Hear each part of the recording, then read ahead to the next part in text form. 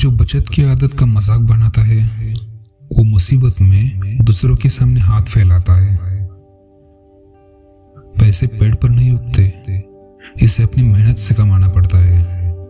जो इस बात की गहराई को अच्छे से समझता है ना, वो व्यक्ति हमेशा बेफिजूल का खर्चा खर्च करने से बच जाता है।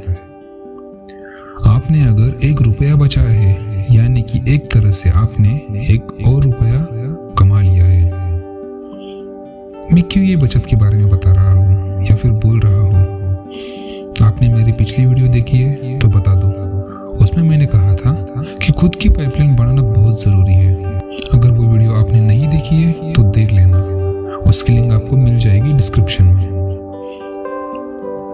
पाइपलाइन बनाने के लिए हमें सेविंग और इन्वेस्टमेंट को समझना बहुत जरूरी है। इस वीडियो के अंत तक आपको पूरी तरीके से समझ में आ जाएगा। बचत होती क्या है, हम क्यों करते हैं, या फिर करते ही नहीं? अगर नहीं करते तो क्यों और कैसे करना चाहिए? मैं अब जो बताने वाला हूँ या फिर बताने जा रहा हूँ वो लोअर मिडिल क्लास लोग अच्छे से समझ पाएंगे या फिर अच्छे से रिलेट कर पाएंगे। बचपन से लेके आज तक घर वाले हो या रिश्तेदार हो या स्कूल में हमें बस कैसे कमाए यही सिखाया गया। पढ़ो, अच्छे से पढ़ो ताकि पैसे कमा सको, बस यही सिखाया गया है। पर सबसे ज्यादा इम्पोर्टेंट चीज जो हमें बताई ही नहीं या फिर सिखाई गई नहीं कि बचत कैसे करते हैं। जाने अनजाने में ही क्यों ना हो, हम बचत करना सीख ही जाते हैं। बचत एक्चुअली होती क्या है? बचत मतलब कुछ ऐसा करते हैं या फिर कुछ अलग करते हैं जो आगे जाके हमें ही काम आता है। हम यहाँ पे पैसे की बचत के बारे में बात करेंगे। बचपन में हम जब माँ को या फिर पिताजी को खाने के लिए अगर 10 रुपए मांगते थे तो हमें पूरे 10 रुपए मिलते थे? मुझे पता है नहीं मिलते थे, हमें बस 5 रुपए मिलते थे। घर वालों की नजरियों से वो बचत होती थी ताकि हम नेक्स्ट टाइम फिर से अगर पैसे मांगेंगे तो हमें वो दे सके। ऐसे हमेशा होता था पहले के स्कूलों में। नई किताबें खरीदने से अच्छा पुरानी किताबें खरीदते थे ताकि पैसों की बचत कर सके। हम सब करते थे ऐसे, पता है मुझे। हर एक इंसान का बस यही सपना होता है कि अच्छा काम करे, अच्छे पैसे कमाए, बच्चों को अच्छी एजुकेशन दे और बुढ़ापा अच्छे से बीत जाए। बहुत बार ऐसा ही होता है कि बुढ़ापे में लोग अपने बच्चों के ऊपर ही निर्भर रहते हैं क्योंकि उन्होंने अपनी पूरी जिंदगी में कमाया और घर परिवार के लिए खर्च किया, पर बचत पर ध्यान नहीं दिया। और इस चीज में भी वो कॉन्फिडेंट नहीं है कि उनके बच्चे उन्हें देखेंगे आगे जाके। ऐसी परिस्थिति अपने जीवन में लानी ही क्यों है जहाँ खुद की सिक्योरिटी नहीं है? कहते हैं बचपन और बुढ़ापा सेम होता है, पर बचपन अच्छा बीता इसका मतलब ये नहीं कि बुढ़ापा अच्छा ही होगा। नहीं यार, भविष्य किसने देखा है? यह कुछ भी सर्टन नहीं है। मैं बस यहाँ ये बताने की कोशिश कर रहा हूँ कि बचत इंपॉर्टेंट क्यों है। हम लाइफ के ज्यादातर हिस्से में पैसे कमा के खर्च करते हैं। सेविंग का दूर दूर तक कोई पता भी नहीं होता। हमारा महीने का इनकम अगर 25,000 है तो हमारे खर्चे 28,000 के, मतलब कमाई से ज्यादा खर्चे। अब इस परिस्थिति में कैसे बचत करें, यही प्रश्न है ना आपका? तो सही जवाब, ये हमारे खर्चे ज्यादा क्यों है अपनी कमाई से भी, जो हम बचत ही नहीं कर पा रहे हैं? इसका एक ही रीजन है, खुद को कंपेयर करने की आदत। हाँ, हमारे खर्चे इसी के ऊपर निर्भर है। हम खाना पीना, रहना पहनना, एजुकेशन, हमारी चॉइसेस, इन सभी चीजों में हम दूसरों से कंपेयर करते हैं और अच्छे और सस्ते अल्टरनेटिव होने के बावजूद भी हम ज्यादा खर्च करते हैं। थोड़ा ठहरो और सोचो, क्या हम कुछ भी खरीदने से पहले कंपेयर नहीं करते दूसरों के साथ? करते हैं भाई।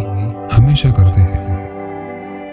कपड़े खरीदना हो या खाना खाना हो, स्कूल कॉलेज हो या फिर ट्यूशन्स लगाना हो या फिर कोई शौक हो, दूसरे ने ये किया, ऐसा किया, तो हम भी ऐसा या फिर इससे अच्छा करेंगे। यह चाहत आपको बचत नहीं करने देती।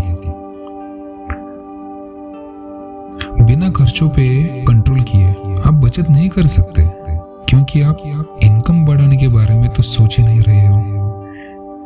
इन्वेस्टमेंट भी एक सेकेंडरी इनकम होता है। ये जब हमें समझ में आने लग जाता है तब हम इन्वेस्ट भी करने लगते हैं, बट उस टाइम हमारे पास सेविंग नहीं होती।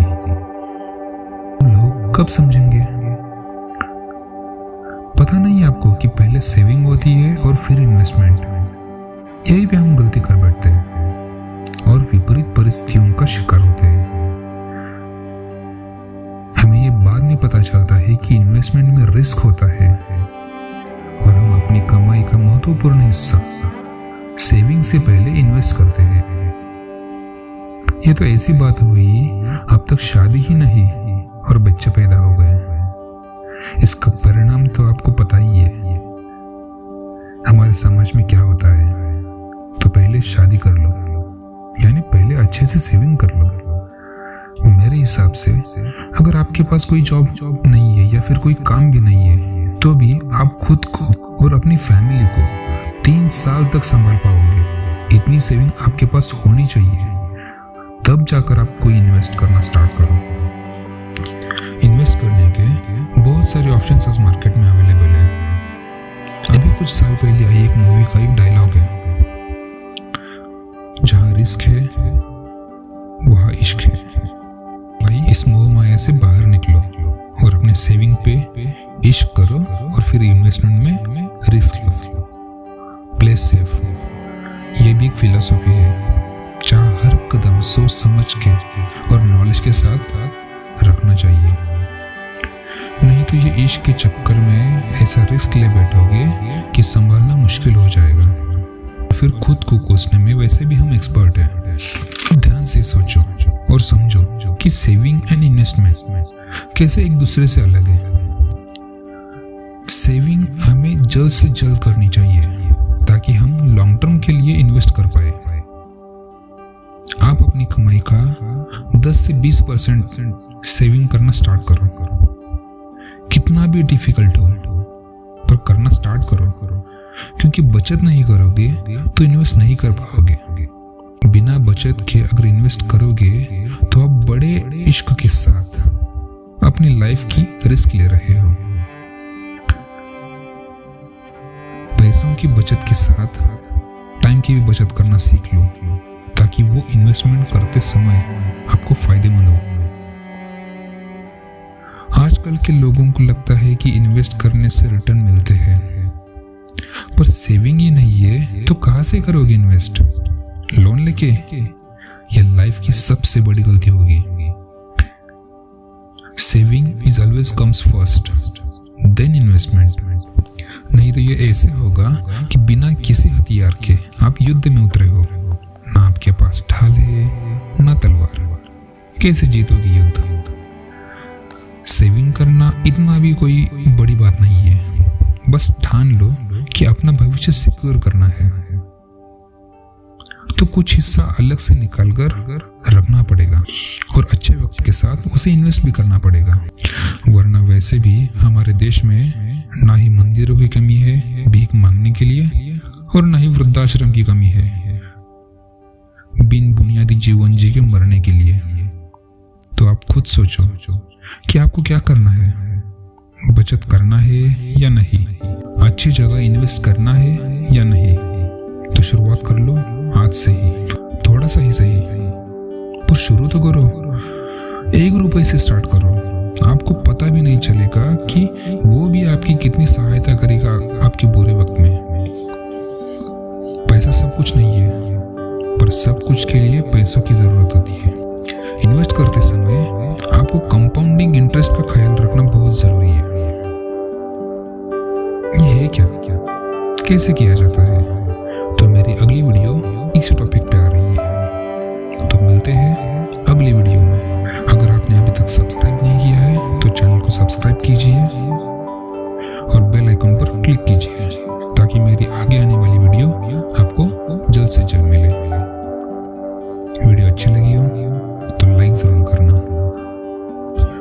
कोई सुझाव है तो कमेंट बॉक्स में जरूर बताना। तो चलो मिलते हैं अगली वीडियो में।